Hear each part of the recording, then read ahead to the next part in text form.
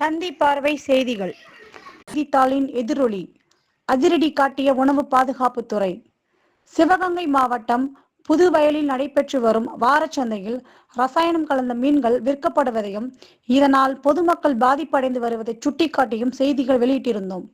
அதன் பேரில் உணவு பாதுகாப்புத்துறை அதிகாரி தியாகராஜன் தலைமையில் மீன்களை ஆய்வு செய்தனர். இதில் பேரூராட்சி அலுவலர்களும் பாதுகாப்பு பணிகளில் சாக்கோட்டை காவல்துறையினர் ஈடுபட்டனர்.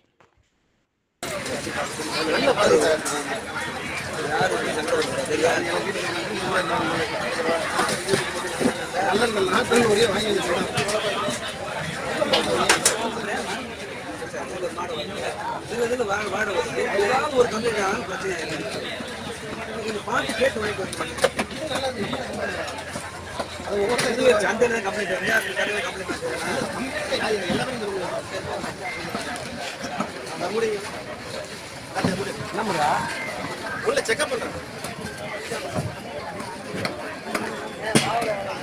எங்க அக்கா